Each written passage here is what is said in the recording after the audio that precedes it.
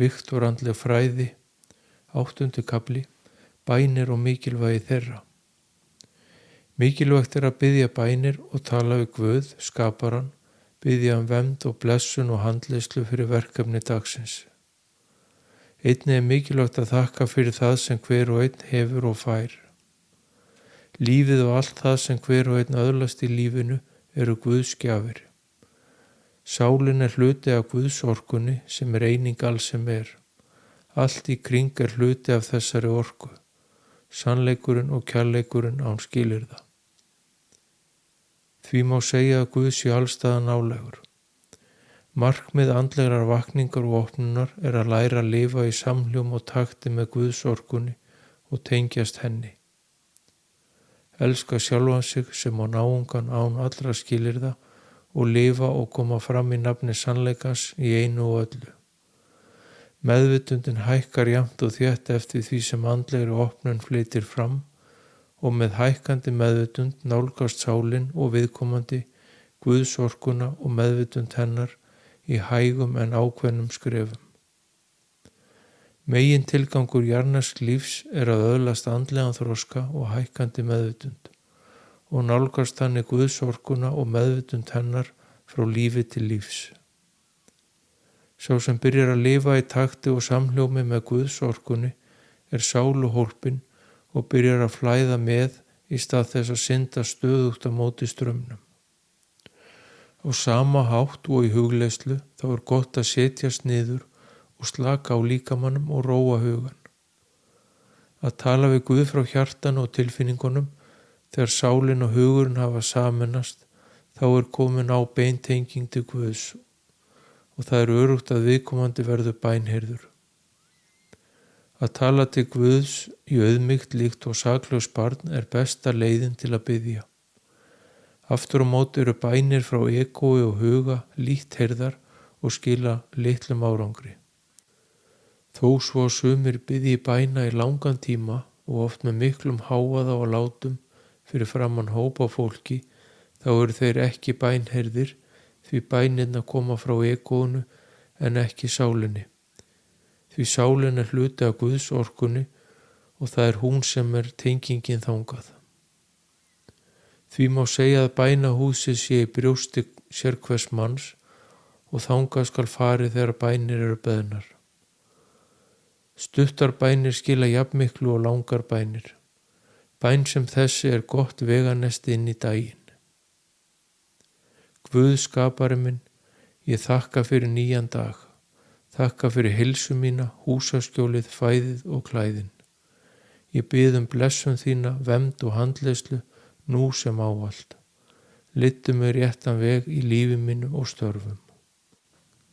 Hver og einn hefur frjálsan vilja sem enginn grípur inn í og fram í.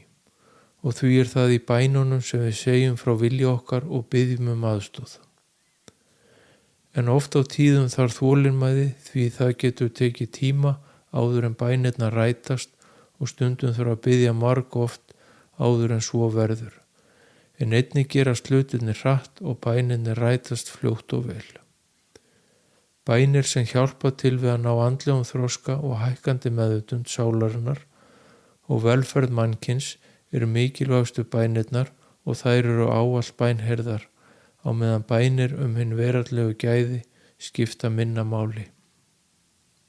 Bænirnar gefa einnig trú von hið ókomna og styrkja hugan og hugsanirnar að huga að því sem skiptir máli, þar leiða viðkomandi réttan veg, halda honum við efnið og leiða hann eftir hinum þrönga og torfara vegi leiðir til eilífs lífs. Æðsta markmið hverrar sálar að ljúka sínum jarðnesku lífum með andlegri vakningu og opnun, að tengjast Guði og upplifa Guðs kærleikann í hjarta sínu og líkama. Þá fyrst hinu æðsta markmiðið náð og þar með líkur sálin sínum jarðnesku lífum og hringrás fæðingar, lífs og dauða líkur og sálin öðlast eilíft líf í andlegum heimum. Bænin afar mikilvægur þáttur í þessu ferli og ætti hver og einn að temja sér að biðja bæna reglulega líkt og að stunda hugleiðslur. Bænir má biðja upphátt og eða í hljóði eftir því sem hentar hverjum á einum. Guð heyrir allar þínar hugsanir og heyrir einnig öll þín orð. Því mikilvægt að vera meðvitaður hugsanir sínar sem og orðin og forða skal neikvæðni og illsku í einu og öllu. Ef Guð veit hvað það sem þér fyrir bestu hverju sinni, til hvers þá að vera að biðja? Hver og einn hefur frjálsan vilja og ekkert gerist nema viðkomandi sé til þess tilbúin. Guð grípur aldrei fram í fyrir hendurnar á því sem hver og einn óskar sér. Allir þurfa að finna það með sjálfum sér hvað það sem viðkomandi óskar sér hverju sinni og biðja það frá hjarta sínu og þá mun Guð og Guðsorkan bregðast við og viðkomandi verður bænheyrður. Hvað það sem hver og einn vill hverju sinni ræðst af andlegum þroska og meðvitundastigi sálarinnar og eftir því sem sálin eldist, þeim betri og sterkari tengingu hefur viðkomandi við Guðsorkuna. Fyrir yngri sálir þetta hulið þar sem hið veraldlega skiptir mestu máli. Allt þetta eðlilegt og eftir því sem lagt var upp með í upphafi þess langa ferðalags sem sálin fer í hér á jörðinni.